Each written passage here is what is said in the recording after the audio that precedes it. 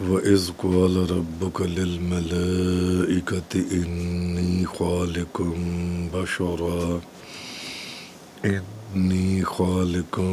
بَشَرًا مِّن صَلْصَالٍ مِّنْ حَمَإٍ مَّسْنُونٍ وَإِذَا سَوَّيْتُهُ وَنَفَخْتُ فِيهِ مِن رُّوحِي فَقَعُوا لَهُ سَاجِدِينَ۔ آج سورۃ الحجر کی آیت نمبر 28 اور 29 سے بیان ہے۔ اور یاد کیجئے جب آپ کے رب نے فرشتوں سے فرمایا میں بجتی ہوئی خشک مٹی سے سیاہ سڑے ہوئے گارے سے ایک بشر کو پیدا کرنے والا ہوں، سو جب میں اس کو انسانی صورت میں ڈھال لوں اور اپنی پسندیدہ روح پھونک دوں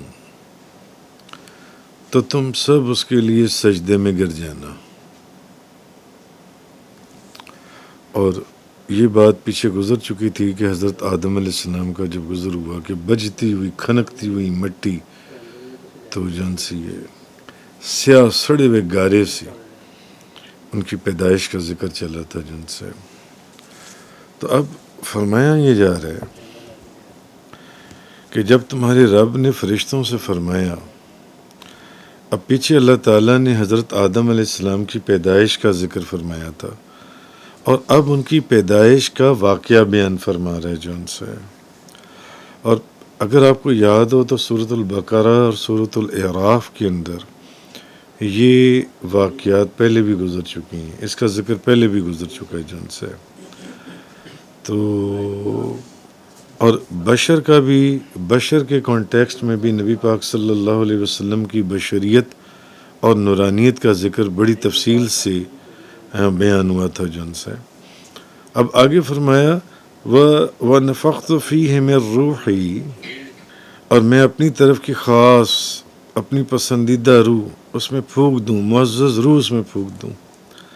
اب اللہ تعالیٰ نے حضرت آدم علیہ السلام کی روح کو اپنی طرف کہ ان کی عزت اور تکریم کے طور پر منسوب فرمایا، اپنی طرف کی خاص روح، پسندیدہ روح جون سی ہے، اپنی طرف سے، اپنی طرف کی جون سی اپنی پسندیدہ روح اس میں پھونک دوں تو اس کے لیے سجدے میں گر جانا۔ تو حضرت آدم علیہ السلام کی روح کو اپنی طرف ان کی عزت اور تکریم کے طور پر اللہ نے منسوب فرمایا، جیسے کہ کہا جاتا ہے بیت اللہ، اللہ کا گھر، عبداللہ، اللہ کا بندہ۔ تو اس لیے کہ میری روح یعنی اللہ کا گھر، اللہ کا بندہ، ناقۃ اللہ یا میری روح۔ تو اب روح کا ذکر انشاءاللہ سورہ بنی اسرائیل کی آیت نمبر 85 میں آگے انشاءاللہ تفصیل سے آئے گا۔ تو آگے فرمایا فَقَعُوا لَهُ سَاجِدِينَ، تو اس کے لیے سجدے میں گر جانا، اس کے لیے یعنی جب میں اس کے اندر اپنی معزز روح پھونک دوں کہ میں اب ایک، اللہ پاک نے فرمایا حضرت آدم علیہ السلام کا کہ میں ان کو پیدا کرنے والا ہوں، تو جب میں اس کو بنا دوں اور اس میں اپنی روح کو جون سے وہ پھونک دوں تو فوراً سجدے میں گر جانا، سجدے میں چلے جانا۔ اب اللہ تعالیٰ نے فرشتوں کو حکم دیا کہ وہ آدم علیہ السلام کو سجدہ کریں، اور یہ عبادت کا سجدہ نہیں ہے، یہ سجدہ تعظیمی ہے۔ اور سجدہ تعظیمی جون سے یہ پہلی تمام شریعتوں میں جائز تھا۔ یہ نبی کریم صلی اللہ علیہ وسلم کی تشریف آوری سے، آپ کی آنے کے بعد اب اللہ تعالیٰ کے سوا کسی اور کے لیے سجدہ کرنے کی ممانعت کر دی گئی، سجدہ منع کر دیا گیا۔ لیکن سجدہ تعظیمی پہلی شریعتوں کے اندر وہاں پر وہ جائز تھا اور اس کی اجازت تھی پہلی شریعتوں میں۔ تو یہ چیز ان دو آیات کے اندر اللہ تبارک و تعالیٰ نے ارشاد فرمائی 28 اور 29 کے اندر وَإِذْ قَالَ رَبُّكَ لِلْمَلَائِكَةِ إِنِّي خَالِقٌ بَشَرًا مِّن صَلْصَالٍ مِّن حَمَإٍ مَّسْنُونٍ، اور یاد کیجئے جب آپ کے رب نے فرشتوں سے فرمایا میں بجتی ہوئی خشک مٹی سے، سیاہ سڑے ہوئے گارے سے ایک بشر کو پیدا کرنے والا ہوں، تو جب میں اس کو انسانی صورت میں ڈھال لوں اور اس میں اپنی پسندیدہ روح پھونک دوں، جس کا کل ذکر گزرا تھا تفصیل سے کہ وہ پھر پتلا کتنا عرصہ پڑا رہا، اور پھر اس کے اندر وہ جو مٹی سے اللہ تعالیٰ نے اپنے ہاتھوں سے تو تم سب اس کے لیے سجدے میں گر جانا، سب اس کے لیے سجدے میں گر جانا۔ اب آگے فرمایا آیت نمبر 30 اور 31 فَسَجَدَ الْمَلَائِكَةُ كُلُّهُمْ أَجْمَعُونَ، بس تمام فرشتوں نے اکٹھے ہو کر سجدہ کیا، سب فرشتوں نے، الا ابلیس، سوا ابلیس کے، ابا ان یکون مع الساجدین، اس نے سجدہ کرنے والوں کے ساتھ ہونے سے انکار کر دیا۔ دیکھیں میں تو سجدہ کرنے والوں کے ساتھ سجدہ نہیں کروں گا، سجدہ کرنے والوں کے ساتھ سجدہ میں نہیں کروں گا۔ سب نے سجدہ کیا، اس نے کہا میں سجدہ نہیں کروں گا، فسجدہ، تو سجدے میں گر گئے۔ جب حضرت آدم علیہ السلام کی تخلیق مکمل ہوئی، اللہ تعالیٰ نے اس میں اپنی روح ڈال دی، تو جتنے فرشتے تھے سب کے سب ایک ساتھ سجدے میں چلے گئے، سجدے میں گر گئے۔ حکم تھا نا سجدہ کرو، سجدہ کر دیا گیا۔ اب فرشتوں کے اس سجدے کے متعلق بعض علماء نے تو یہ کہا، بعض مفسرین نے، کہ یہ سجدہ اللہ کے لیے تھا، ہاں حضرت آدم علیہ السلام کے اعزاز کے لیے، جیسے ان کی تعظیم اور تکریم کے لیے اللہ نے فرمایا کہ میں نے اپنی روح ان کے اندر پھونک دی۔ اسی طرح یہ سجدہ جو ان سے تھا، یہ سجدہ، یہ تو سجدہ اللہ کے لیے تھا، نہ کہ سجدہ آدم علیہ السلام کے لیے تھا، سجدہ اللہ کے لیے بعض مفسرین نے کہا ہے۔ اور حضرت آدم علیہ السلام کے اعزاز کے لیے منہ ان کی طرف تھا کہ بھی ان کی طرف منہ کر کر سجدہ، جیسے جب آپ کعبے کی طرف منہ کر کے سجدہ کرتے ہیں تو سجدہ کس کے لیے ہوتا ہے؟ اللہ کے لیے یا کعبے کے لیے؟ اللہ کے لیے، سمت کعبے کی ہوتی ہے۔ اسی طرح بعض مفسرین نے کہا سمت حضرت آدم علیہ السلام تھے مگر سجدہ اللہ کے لیے تھا۔ تو اور بعض مفسرین نے کہا ہے کہ یہ سجدہ تعظیم و تکریم کے طور پر، بعض مفسرین نے کہا ہے کہ یہ حضرت آدم علیہ السلام کو ہی تھا سجدہ تعظیم و تک۔ بعض مفسرین نے کہا تو اگر اللہ نے کہا ہے تو اللہ کے حکم کیا ہے کہ کون کیا کر، کچھ بھی نہیں، بس ٹھیک ہے۔ بعض مفسرین نے کہا، بعض مفسرین نے کہا نہیں سجدہ اللہ کے لیے تھا، ہاں سمت وہ تھی جون سی ان کے اعزاز و اکرام کے لیے جون سی ہے، لیکن بعض نے کہا نہیں یہ سجدہ تعظیم و تکریم کے طور پر یہ حضرت آدم ہی کو تھا، حضرت آدم ہی کو تھا یہ سجدہ جون سے۔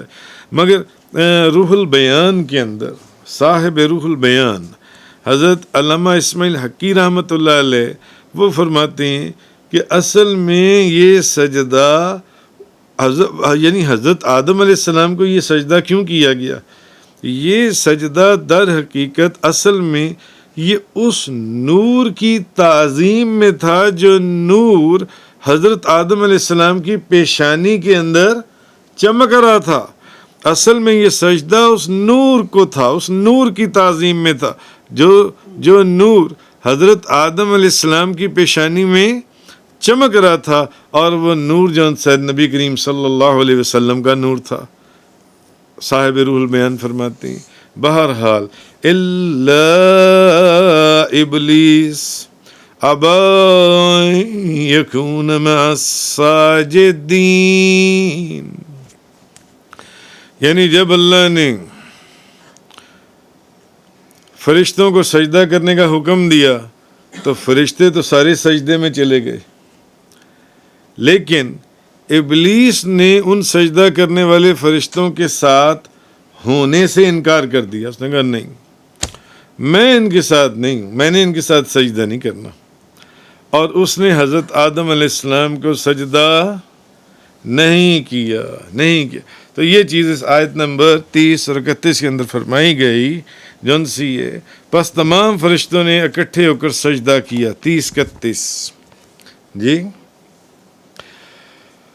فسجد الملائکۃ کلہم اجمعون، پس تمام فرشتوں نے اکٹھے ہو کر سجدہ کیا الا ابلیس، ما سوائے ابلیس کے. ابا ان یکون مع الساجدین، اس نے سجدہ کرنے والوں کے ساتھ ہونے سے انکار کر دیا. اس نے کہا میں تو ان کے ساتھ نہیں کھڑا ہوں گا، میں تو سجدہ نہیں کروں گا جن سے. یہ اس نے کہا جن سے. آگے فرمایا گیا قال یا ابلیس، فرمایا ابلیس ما لک الا تکون مع الساجدین، فرمایا ابلیس تجھے کیا ہوا کہ تو نے سجدہ کرنے والوں کا ساتھ نہیں دیا، تجھے کیا ہوا؟ قال لم اکن لاسجد لبشر خلقتہ من صلصال من حمأ مسنون، اس نے کہا میں اس بشر کو سجدہ کرنے والا نہیں ہوں جس کو تم نے بجتی ہوئی خشک مٹی سے، سیاہ سڑے ہوئے گارے سے پیدا کیا. میں اس کو سجدہ کروں جس کو تو نے بجتی ہوئی مٹی سے، خشک مٹی سے، سیاہ سڑے ہوئے گارے سے پیدا کیا؟ میں تو سجدہ کرنے والا نہیں ہوں. قال فاخرج، فرمایا تو پھر تو نکل جا. قال فاخرج منها فإنك رجیم، فرمایا تو جنت سے نکل جا، بے شک تو راندہ درگاہ ہے. وَإِنَّ عَلَيْكَ اللَّعْنَةَ إِلَى يَوْمِ الدِّينِ، اور بے شک تجھ پر قیامت تک کے لیے لعنت ہے. نکل جا. اگر تو نہیں مانتا تو پھر ٹھیک ہے، تیری مرضی. میں نے تو تجھے ایک صحیح بات کہی ہے جو تجھے میری بات کو قبول کرنا چاہیے. قال ربی فانظرنی الی یوم یبعثون، اس نے کہا اے میرے رب، اب وہ بولا، اس نے کہا اے میرے رب تو مجھے یوم حشر تک کی مہلت دے. قال فانک من المنظرین، فرمایا بے شک تو ان میں سے ہے جن کو مہلت دے دی گئی. تو نے مہلت مانگی ہے نا، حشر تک دے دی تجھے مہلت، مگر الی یوم الوقت المعلوم، مگر معین وقت کے دن تک. کیونکہ اس میں بھی اس کی ایک شرارت تھی، مگر اللہ تعالیٰ نے اس کا بھی آگے یہ فرما دیا مہلت تجھے دے دی ہے، مگر الی یوم الوقت المعلوم، مگر معین وقت کے دن تک تجھے میں نے مہلت دی ہے جن سی، تب تک کی میں نے تجھے مہلت دی ہے. یعنی کہا یہ جا رہا ہے کہ اب اس کلام سے ابلیس کی مراد یہ تھی، اس نے کہا نا کہ میں نے سجدہ نہیں کرنا، میں سجدہ نہیں کروں گا، میں ایک بشر کو سجدہ کروں جس کو تو نے بجتی ہوئی مٹی سے بنایا، جو سیاہ بودار گارے سے جس کو تو نے، میں اس کو سجدہ کروں؟ تجھے اللہ کا حکم ہے، تجھے اس سے کون کیا ہے کیا نہیں ہے، تو سجدہ کر. جو حکم دے دیا گیا بس سر تسلیم خم میں. اسی لیے وہ فرشتے ہیں اور تو ابلیس ہے. سجدہ کرنے والے فرشتے ہیں، حکم کو ماننے والے فرشتے ہیں، اور جو حکم کے اوپر عمل نہ کرے وہ ابلیس ہے. تو اس نے کہا تو ابلیس اس نے کہا کہ میں تو حضرت آدم علیہ السلام سے افضل ہوں. کیوں؟ اس لیے کہ آدم علیہ السلام کو مٹی سے بنایا ہے اور مجھے تو نے آگ سے بنایا ہے. تو اس کے خیال میں یہ تھا کہ آگ جو ہے وہ مٹی سے افضل ہے. وہ یہ سمجھتا تھا ابلیس جن سے اپنے خیال میں. اس نے کہا کیونکہ تو نے ان کو گارے سڑے ہوئے بودار مٹی سے پیدا کیا ہے، مجھے تو نے آگ سے بنایا ہے، تو آگ افضل ہے اس کے خیال میں، ہم نہیں کہہ رہے. تو اس نے کہا اس لیے میں اس کو سجدہ کروں جن سے. تو اس لیے اب ابلیس نے یہ سمجھا کہ وہ حضرت آدم علیہ السلام سے افضل ہے، اسی لیے اس نے سجدہ نہیں نہ کیا کہ نہیں وہ تو مٹی سے ہیں اور میں آگ سے بنایا گیا ہوں. تو جب میں آگ سے بنایا گیا ہوں اور میں افضل ہوں تو میں اس کو سجدہ کیوں کروں؟ مگر یہ بات بھول گیا، اور جب بندہ بے ادبی کے اوپر آتا ہے تو پھر بندہ بڑی چیزیں بھول جاتا ہے۔ وہ یہ بات بھول گیا کہ افضل تو وہ ہے جس کو خدا افضل قرار دے، جس کو خود اللہ افضل کہ افضل تو وہ ہے۔ تیرے سوچنے یا تیرے سمجھنے سے کیا ہوگا جون سے کہ تو افضل ہے جون سے؟ تو کہا یہ جا رہے حضرت آدم علیہ السلام کو سجدہ نہ کرنے اور اس کی وجہ بیان کرنے میں اب ابلیس نے 3 گناہ کیے، 3 گناہ کہ سجدہ نہ کرنے کی وجہ سے۔ ایک تو یہ کہ اس نے اللہ کے حکم کی مخالفت کی، ایک تو گناہ یہ تھا۔ دوسرا جو اس نے گناہ کیا وہ اس نے یہ گناہ کیا کہ جو مقرب ہستیاں ہوتی ہیں وہ ان کی بارگاہ سے پیچھے ہو گیا یا دور ہو گیا، یا اس نے اپنا راستہ تبدیل کر لیا۔ جن مقرب ہستیوں میں، جن فرشتوں کے اندر رات دن بیٹھتا تھا، وہ فرشتے تو اللہ کے حکم کے مطابق حضرت آدم علیہ السلام کو سجدہ کرنے، مگر اس نے سجدہ کرنے سے انکار کر دیا۔ ایک تو اللہ کے حکم کی مخالفت، دوسرا اس کی برگزیدہ ہستیوں سے دور ہونا۔ مفسرین فرماتے ہیں یہ جون سی ہے، یہ بھی اس کا دوسرا گناہ تھا۔ اور تیسرا گناہ یہ تھا کہ اس کا تکبر اور غرور۔ اس نے کیا کہا کہ میں آدم علیہ السلام سے افضل ہوں۔ تو پہلی چیز کیا گناہ تھا؟ اس نے اللہ کی مخالفت کی، دوسرا اللہ کے بندوں سے دور ہوا، تیسرا اس کے تکبر اور غرور کی وجہ سے اس نے کیا کہا کہ میں افضل ہوں، میں افضل ہوں جون سے۔ تو ان 3 گناہوں کی وجہ سے مفسرین فرماتے ہیں کہ ابلیس کی ہزاروں سالوں کی عبادت بھی برباد ہو گئی اور ہزاروں سالوں کی ریاضت بھی برباد ہو گئی۔ جو اس نے محنت کی تھی، فرشتوں کا استاد تھا، وہ عظمت بھی اس سے چھن گئی اور اللہ کی بارگاہ سے مردود ہو کر نکال دیا گیا، اور قیامت تک کے لیے اس کے گلے میں لعنت کا توق ڈال دیا گیا، اور اسے ہمیشہ ہمیشہ کے لیے جہنم میں جلنے کی ایک خبر بھی سنا دی گئی۔ اور شیطان کے گناہوں، اور سوچنی بات یہ کہ گناہوں کو اور اس کی عبرتناک انجام کو سامنے رکھتے ہوئے ہر مسلمان کو ان 3 گناہوں سے بچنا چاہیے۔ ایک اللہ کی مخالفت، جو اللہ نے حکم دیا ہے اس کے اوپر عمل کریں۔ دوسرا، برگزیدہ لوگوں کی بارگاہ سے دور نہیں ہونا چاہیے، اور تیسرا تکبر اور غرور سے بچنا چاہیے۔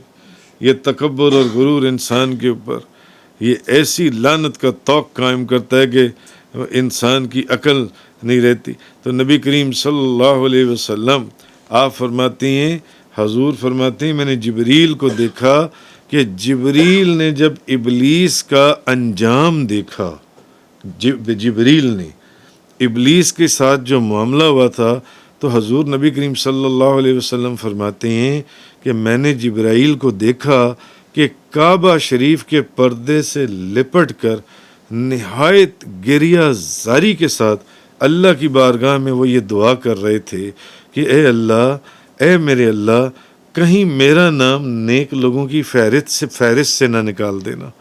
میرا نام نیک کیوں؟ ابلیس کو نکال دیا گیا تھا، فرشتوں کا استاد تھا، کائنات کے چپے چپے کے اوپر عبادت کرنے والا تھا، جی نکال دیا گیا۔ تو حضور فرماتے ہیں میں نے جبریل یہ ابلیس کا معاملہ دیکھنے کے بعد، ابلیس کا معاملہ جون سے جبریل کو دیکھا کہ ابلیس کے انجام سے عبرت گیر ہو کر وہ کعبہ شریف کے وہ پردے کو پکڑ کر گریہ زاری کرتے ہوئے کہہ رہے تھے، اے میرے اللہ، کہیں میرا نام نیک لوگوں کی فہرست سے نہ نکال دینا، اور کہیں میرا جسم اہل عطا کے زمرے سے نکال کر جن لوگوں کے اوپر تیری عطا اور رحمت کی نگاہ، مجھے ان لوگوں کے اندر نہ شامل کر دینا جن کے اوپر تیری ناراضگی ہے، مجھے ان لوگوں میں شامل نہ کرنا۔ حضور کہتے ہیں میں نے خود جبریل کو دیکھا کہ جبریل ابلیس کے انجام سے عبرت ایک لیتے ہوئے یہ بات کہہ رہے تھے جون سا۔ تو اگر جبریل علیہ السلام جو کہ گناہوں سے معصوم ہیں، گناہوں سے معصوم ہے جون سے، اگر ان کی حالت یہ ہے تو ہم لوگ کس کھیت کی مولی ہیں؟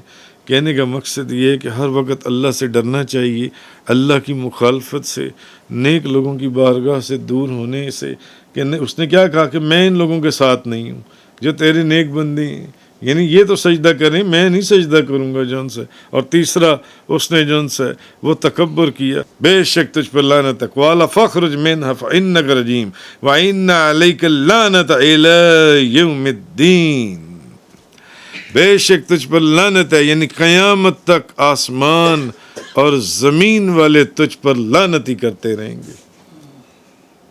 میرے بندے کی بارگاہ سے دور ہوتا ہے، جو تجھے حکم دیا گیا اس کو پورا نہیں کرتا، اور جب قیامت کا دن آئے گا تو پھر ہمیشہ ہمیشہ کی نہ ختم ہونے والی لعنت جہنم کے عذاب کی صورت میں تیرے اوپر مسلط کر دی جائے گی، جس لعنت اور جس عذاب سے تو کبھی بھی نہیں نکل سکے گا۔ اب جب ابلیس نے دیکھا کہ اب میں مردود اور مجھ پر لعنت تو مسلط کر ہی دی، اس نے کہا اے میرے رب مجھے قیامت والے دن تک کے لیے مہلت دے دے۔ کس دن تک کے لیے؟ قیامت والے دن تک کے لیے مجھے مہلت دے دے۔ قیامت کے دن تک مہلت مانگنے سے اب اس کا مطلب یہ تھا، یعنی اس کی یہ بھی اس کی ایک شرارت چلاکی تھی، کہ اس کا مطلب یہ تھا کہ یعنی قیامت تک کہ وہ کبھی مرے گا ہی نہیں، کیونکہ چند دن پہلے میں نے آپ کو ایک حدیث سنائی تھی کہ قیامت کے بعد کوئی نہ مرے گا بلکہ موت کو مار دیا جائے گا، موت کو مار دیا جائے گا۔ تو اس نے کہا مجھے قیامت تک کے لیے مہلت دے دے، اور قیامت تک کی اس نے مہلت مانگ ہی لی، لیکن اس کی اس دعا کو اللہ نے اس طرح قبول کیا، اللہ نے کہا بے شک تو ان میں سے ہے، یعنی مہلت تو تجھے دے دی مگر ان میں سے ہے جن کو اس معین وقت کے دن تک کی مہلت دی ہے جس میں تمام مخلوق مر جائے گی، اس دن تک کی میں نے تجھے مہلت دی ہے جون سے، جو وہ مانگ رہا تھا اس طریقے سے نہیں دی گئی، مہلت تجھے دے دی گئی ہے جون سی ہے۔ تو مفسرین فرماتے ہیں کہ وہ وقت پہلے نفخے کا ہے، تو شیطان کے مردہ رہنے کی مدت پہلے نفخہ سے دوسرے نفخہ 40 برس ہے، 40 برس۔ اور یہ جو اس کو مہلت بھی دی گئی ہے، یہ بھی جو اس کو مہلت دی گئی ہے، یہ کوئی اس کے اکرام یا عزت یا تکریم کے لیے نہیں دی گئی، بلکہ آپ سوچتے ہوں گے کہ کیوں مہلت دی گئی ہے، تو اس لیے دی گئی ہے تاکہ اس کی بلا، اس کی شقاوت، اس کی نافرمانی، اس کے عذاب کو اور زیادہ کرتی چلی جائے جن سے۔ ظاہر ہے جو آج بے ادبی کر رہا ہے، بے ادبی تو اس نے کرتے ہی رہنی ہے، کرتا ہی رہے گا جن سے۔ تو یہ ان آیات کے اندر اللہ تبارک و تعالیٰ نے ارشاد فرمایا، آگے فرمایا قال رب بما اغویتنی لأزینن لهم فی الارض ولأغوینہم اجمعین۔ اس نے کہا اے میرے رب چونکہ تو نے مجھے گمراہ کیا ہے، گستاخی کے اوپر گستاخی اور بے ادبی، اے میرے رب کیونکہ تو نے مجھے گمراہ کیا ہے تو میں ضرور ان کے لیے برے کاموں کو زمین میں خوشنما بنا دوں گا، یعنی لوگوں کے لیے برے کاموں کو خوشنما بنا دوں گا، اور میں ضرور ان سب کو گمراہ کر دوں گا، ان سب کو گمراہ کر دوں گا میں۔ اب آگے خود ہی بولا، کہنے لگا کہ اے میرے رب چونکہ تو نے مجھے گمراہ کیا ہے تو میں ضرور ان کے لیے برے کاموں کو زمین میں خوشنما بنا دوں گا، اور میں ضرور ان سب کو گمراہ کر دوں گا، الا عبادک منہم المخلصین، سوا ان میں سے تیرے ان بندوں کے جو اصحاب اخلاص ہیں، جو تیرے بندے ہیں۔ قال ھذا صراط علی مستقیم، فرمایا مجھ تک پہنچنے کا یہی سیدھا راستہ ہے، مجھ تک پہنچنے کا۔ یعنی ابلیس نے کہا کہ جب ابلیس کو اب اس کو پتہ تو چل گیا کہ اب ایمان والی بات ختم ہو گئی ہے، اب تو میں نے مرنا ہی کفر کی حالت میں ہے، اب اس کو پتہ تو چل گیا جون سے، اور اس کو یہ بھی پتہ چل گیا جب اللہ نے اس کے اوپر لعنت مسلط کر دی اور یہ کہا کہ اب تو ہمیشہ ہمیشہ کی لعنت میں جون سے تو رہے گا جون سے، تو اور اس کی کبھی بخشش نہیں ہوگی۔ تو اب اس نے کہا کہ میں جو تیری مخلوق ہے نا، میں اس کو کفر میں مبتلا کر کے گمراہ کر دوں گا، کفر میں مبتلا کر کے اس نے خواہش کی ان کو گمراہ کر دوں گا، اور اے میرے رب مجھے اس بات کی قسم، کہنے لگا مجھے قسم ہے اس بات کی تو نے مجھے گمراہ کیا۔ جب بندہ بے ادبی اور گستاخی میں جاتا ہے تو پھر وہ اپنی گستاخی میں بڑھتا چلا جاتا ہے۔ میں ضرور زمین میں حضرت آدم علیہ السلام کی اولاد کے لیے، اب سب آدم علیہ السلام کی اولاد ہے نا، میں ضرور دنیا میں حضرت آدم علیہ السلام کی اولاد کے لیے دنیا کی محبت اور جو تیری نافرمانی ہے میں ان کے دلوں میں ڈالوں گا۔ میں لوگوں کو دنیا کی محبت میں گرفتار کر دوں گا اور میں تیری نافرمانی کو ان کے لیے پسندیدہ چیز بنا دوں گا۔ ظاہر ہے دنیا کی محبت میں گرفتار ہوں گے تو تیری نافرمانی کی طرف قدم اٹھائیں گے، اور میں ضرور ان سب کے دلوں میں وسوسہ ڈال کر گمراہ کر دوں گا۔ آگے خود ہی کہنے لگا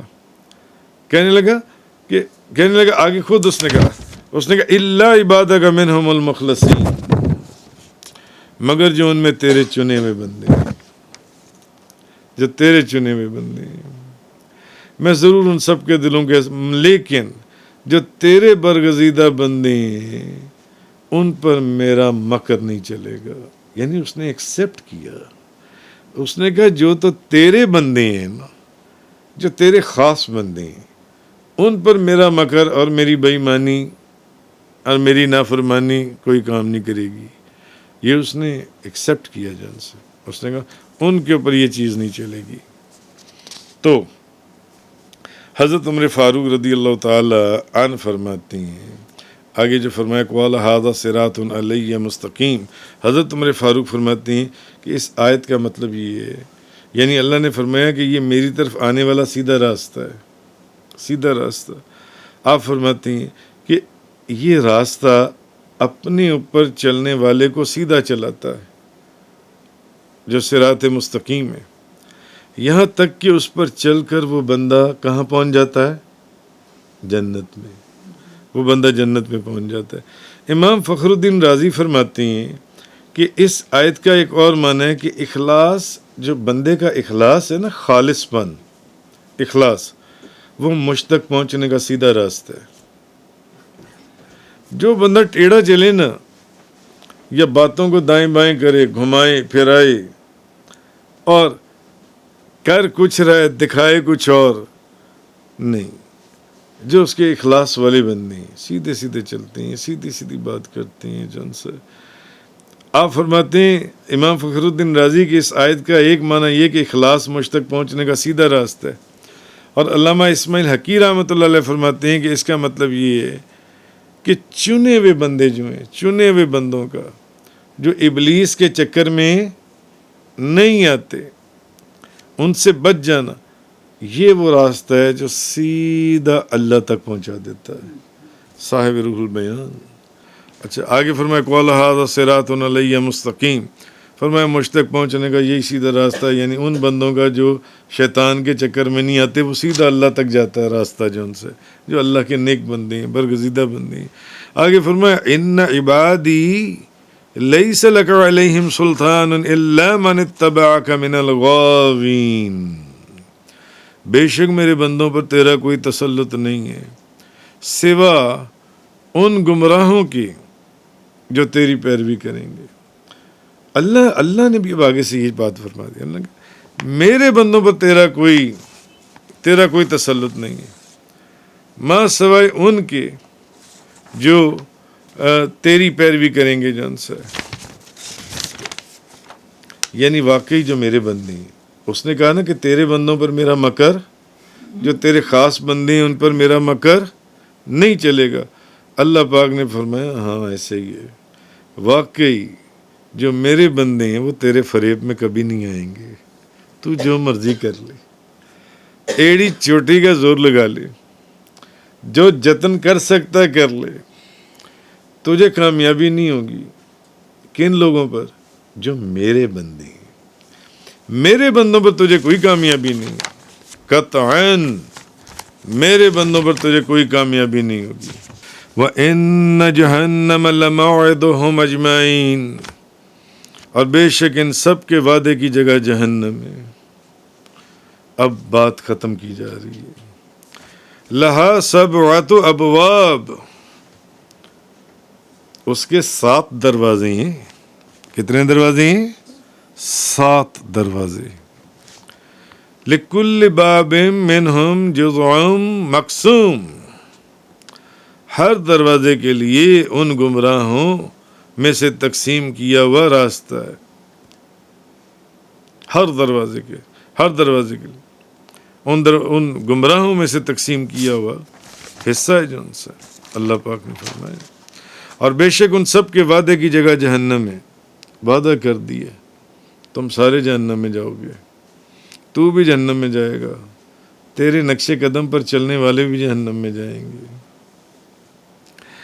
اور اس کے 7 دروازے ہیں جس کے جو نام تفاسیر میں آئے: الحطمہ، حاویہ، لظویٰ، سقر، جہیم، سعیر، جہنم۔ یہ مختلف دروازے ہیں، کس کے؟ جہنم کے۔ 7 دروازے ہیں جو ان سے، وہ 7 دروازے ہیں۔ تو ایک روایت میں حسن فرماتے ہیں کہ ہر فریق کے لیے جہنم کا ایک طبقہ ہے، ہر فریق کے لیے۔ اور ایک قول ہے، ضحاک نے کہا کہ ایک دروازہ یہود کے لیے، یہودی اس دروازے سے جہنم میں جائیں گے، ایک دروازہ نصارہ کے لیے، نصارہ اس دروازے سے جہنم میں جائیں گے، ایک دروازہ صابئین کے لیے، اور ایک دروازہ مجوسیوں کے لیے، اور ایک دروازہ مشرکین کے لیے، مشرک ادھر سے، اور جو کفار عرب ہیں، اور ایک دروازہ منافقوں کے لیے، منافق ایک خاص دروازہ ہے، اس دروازے سے اندر جائیں گے، اور ایک دروازہ اہل توحید کے لیے، اور اہل توحید کے لیے جو نجات کی توقع ہے وہ توقع دوسروں کے لیے بالکل نہیں ہے۔ حضرت سمرہ بن جندب رضی اللہ تعالیٰ عنہ فرماتے ہیں اب یہ تو بات ہو گئی، یعنی تو بھی جہنم میں جائے گا، تیرے ماننے والے بھی جہنم میں جائیں گے، تو بھی جہنم میں جائے گا، تیرے نقش قدم پر چلنے والے بھی جہنم میں جائیں گے۔ حضرت سمرہ بن جندب رضی اللہ تعالیٰ عنہ بیان کرتے ہیں کہ اللہ کے رسول نے اس آیت کی تفسیر میں آپ نے فرمایا، کون سی آیت؟ لہا سبعۃ ابواب، اس کے 7 دروازے ہیں۔ لکل باب منہم جزء مقسوم، ہر دروازے کے لیے ان گمراہوں میں سے تقسیم کیا ہوا حصہ ہے۔ ہر طبقہ، ہر طرح کے لوگ، یعنی یہودیوں کے لیے ایک، مجوسیوں کے لیے دوسرا، نصرانیوں کے لیے تیسرا، یہ لوگ جو جہنم میں، منافقوں کے لیے ایک علیحدہ دروازہ ہے جہنم کا جو ان سے وہ اس کے اندر جائیں گے۔ تو حضرت سمرہ بن جندب فرماتے ہیں کہ نبی پاک صلی اللہ علیہ وسلم نے اس آیت کی تفسیر میں آپ نے فرمایا کہ کچھ دوست کی ایسی ہوں گے جن کے ٹخنوں تک آگ پہنچے گی، کچھ دوست کی جن کے ٹخنوں تک آگ پہنچے گی، اور بعض کے کمر بند تک آگ پہنچے گی، اور بعض کی ہنسلی تک آگ پہنچے گی، اور ان کے اعمال کے اعتبار سے ان کی منزلیں ہوں گی۔ اور یہ اسی آیت کی تفسیر ہے جو میں نے آپ کے سامنے بیان کی۔ تو ہر دروازے کے اوپر نبی پاک صلی اللہ علیہ وسلم فرماتے ہیں، اب یہ ایک حضور نے، جیسے کہ پہلے جہنم کے کئی منظر بیان ہو چکے، اس کا وہ جو ہولناک منظر ہے وہ بیان ہو چکا، جہنمیوں کے لباس بیان ہو چکے، جہنمیوں کا مشروب بیان ہو چکا، جہنمیوں کا کھانا بیان ہو چکا پچھلے چند لیکچرز کے اندر۔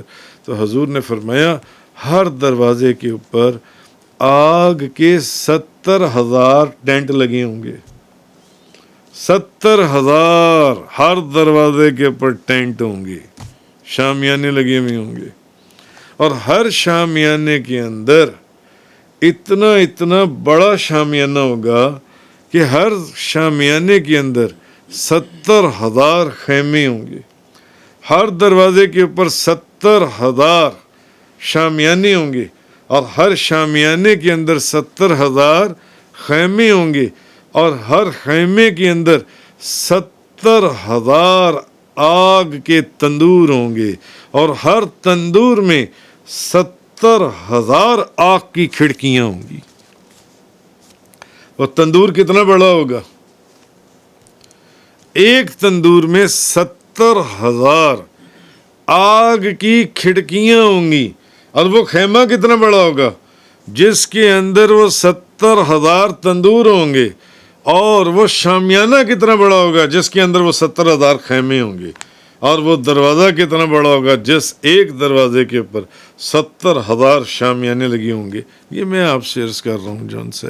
اچھا، پھر ہر کھڑکی میں اب آپ کھڑکی تک پہنچ گئے، کھڑکی میں آگ کی 70,000 چٹانیں ہوں گی، نبی پاک صلی اللہ علیہ وسلم نے فرمایا، اور ہر چٹان کے اوپر آگ کے 70,000 پتھر ہوں گے، اور ہر پتھر کے اوپر آگ کے 70,000 بچھو ہوں گے، 70,000 بچھو ہوں گے، اور ہر بچھو کی آگ کی 70,000 دمیں ہوں گی، اور ہر دم کے اندر نبی پاک صلی اللہ علیہ وسلم فرماتے ہیں 70,000 ہڈیاں ہوں گی، اور ہر ہڈی میں 70,000 زہر کے ڈنگ ہوں گے، اور 70,000 صرف اس آگ کو وہاں بھڑکانے والے ہیں۔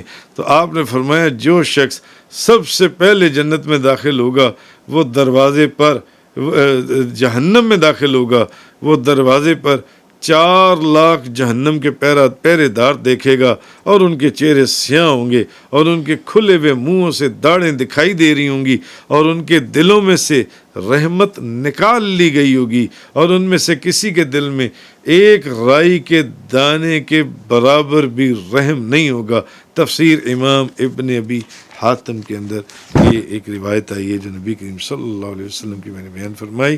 تو بے شک ان سب کے وعدے کی جگہ جہنم میں نبی پاک صلی اللہ علیہ وسلم نے فرمایا کہ وَإِنَّ جَهَنَّمَ لَمَوْعِدُهُمْ أَجْمَعِينَ، اور بے شک ان سب کے وعدے کی جگہ جہنم ہے، لَهَا سَبْعَةُ أَبْوَابٍ، اس کے 7 دروازے ہیں، لِكُلِّ بَابٍ مِّنْهُمْ جُزْءٌ مَقْسُومٌ، ہر دروازے کے لیے ان گمراہوں میں سے تقسیم کیا ہوا حصہ ہے۔